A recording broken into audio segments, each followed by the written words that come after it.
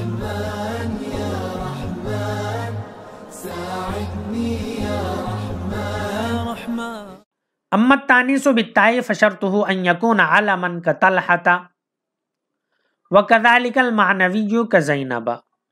ثم المعنوي ان كان ثلاثيا ساكن الاوسط غير اعجمي يجوز صرفه وتركه لاجل الخفة ووجود السببين كهند كهند، والا يجب منعه كزينب وسقر وماہ وجورا. بہرحال تانیث بالتا تو اس کے سبب بننے کے لیے شرط یہ ہے ان یکون علمن کہ وہ علم ہو، وہ کسی کا نام ہو، جیسے طلحہ، اس میں تانیث بالتا ہے، طلحہ علم ہے، نام ہوتا ہے، اور اس میں تانیث کی تا ہے. وَكَذَلِكَ الْمَعْنَوِيُّ، اور اسی طرح تانیث معنوی بھی ہے. کس طرح؟ یعنی تانیث معنوی کے سبب بننے کے لیے بھی شرط یہ ہے کہ وہ علم ہو، جیسے زینب. زینب کے اندر تانیث تا نہیں ہے، لیکن چونکہ یہ مؤنث کے لیے ہے اور علم بھی ہے، اس لیے یہاں پر اس میں سبب پایا جا رہا ہے تانیث کا، لہٰذا یہ غیر منصرف ہوگا. ثم المعنوی، اب معنوی کی تفصیل تھوڑی سی بتا رہے ہیں کہ تانیث بالتا جو ہے اس کے بارے میں تو انہوں نے ذکر کر دیا، اب تانیث معنوی کے اندر تفصیل ہے. ثم المعنوی، پھر تانیث معنوی ان کان ثلاثیا، جبکہ وہ ثلاثی ہو یعنی 3 حرفی ہو، ساکن الاوسطی، اور بیچ والا حرف یعنی 3 حرف میں سے بیچ والا حرف ساکن ہو، اور تیسری بات غیر عجمی ہو یعنی عربی لفظ ہو، تو یجوز صرفہ و ترکہ، تو اس کا منصرف ہونا اور منصرف ہونے کو چھوڑ دینا جائز ہے. یعنی وہ منصرف بھی ہو سکتا ہے اور غیر منصرف بھی ہو سکتا ہے. یعنی اگر کوئی لفظ مؤنث معنوی ہے اور وہ 3 حرفی ہو، اس میں بیچ والا حرف ساکن ہو اور وہ عربی لفظ ہو، عجمی نہ ہو، تو اس کو منصرف بھی پڑھا جا سکتا ہے اور اس کو غیر منصرف بھی پڑھا جا سکتا ہے. منصرف کیوں پڑھیں گے؟ لِأَجَلِ الْخِفَّةِ، اس کے خفیف اور ہلکا ہونے کی وجہ سے. وَوُجُودِ السَّبَبَيْنِ، اور اسے غیر منصرف کیوں پڑھیں گے؟ 2 سببوں کے پائے جانے کی وجہ سے. لِأَجَلِ الْخِفَّةِ، یہ وجہ بیان کر رہے ہیں صرفہ کی، اور وجود السببین یہ وجہ ہے ترکہ کی یعنی غیر منصرف ہونے کی. تو منصرف ہونے کی وجہ خفت ہے یعنی اس کا ہلکا ہونا ہے، اور غیر منصرف ہونے کی وجہ 2 سببوں کا پایا جانا ہے. وہ 2 سبب کیا کیا ہیں؟ ہند، یہ علم بھی ہے، تانیث معنوی ہے اور علم ہے، لہٰذا اس میں 2 سبب پائے جا رہے ہیں. تو 2 سبب کے پائے جانے کی وجہ سے اسے غیر منصرف پڑھیں گے. اور منصرف کیوں پڑھیں گے؟ کیونکہ یہ خفیف ہے، ہلکا ہے.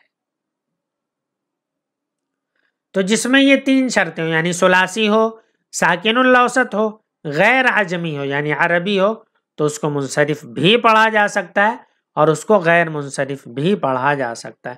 وَإِلَّا يَجِبُ مَنْعُهُ، ورنہ اس کا غیر منصرف ہونا واجب ہے.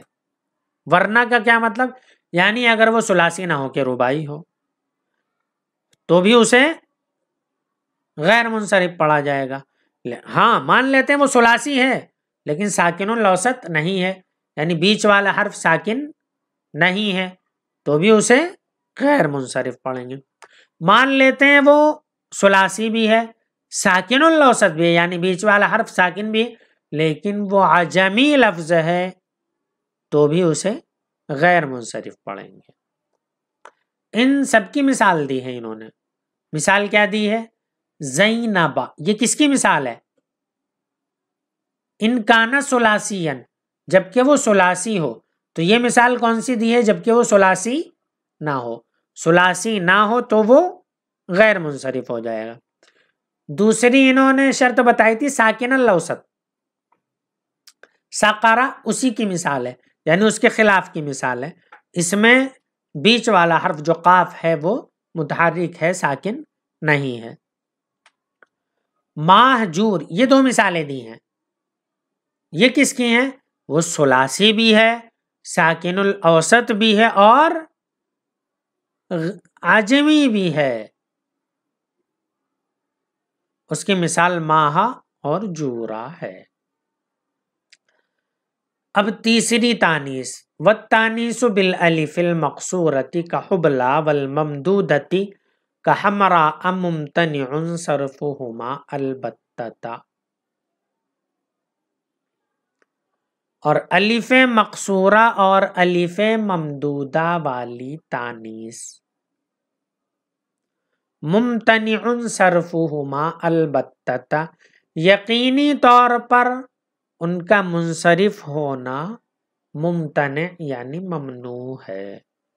الف مقصورہ کی مثال جیسے حبلہ، اور الف ممدودہ کی مثال جیسے حمراء۔ یہ غیر منصرف کیوں ہوں گے ہمیشہ؟ لأن الالف قائم مقام السببین، اس لیے کہ الف، یہ الف مقصورہ اور الف ممدودہ، یہ اکیلا ہی قائم مقام السببین، دو سببوں کے قائم مقام ہے۔ وہ دو سبب کیا ہیں؟ التانیث ولزومہ، نمبر 1 تانیث، نمبر 2 لزوم تانیث۔ تانیث تو ہم سمجھتے ہیں یہ 9 اسباب میں سے ہے، اب یہ لزوم تانیث کیا ہے؟ یاد رکھیں لزوم تانیث کوئی سبب نہیں ہے۔ امید ہے آپ لوگوں کی سمجھ میں آ گیا ہوگا، باقی کے اسباب انشاءاللہ اگلے سبق میں بیان کیے جائیں گے۔ تب تک کے لیے میں رخصت چاہتا ہوں۔ السلام علیکم ورحمۃ اللہ وبرکاتہ۔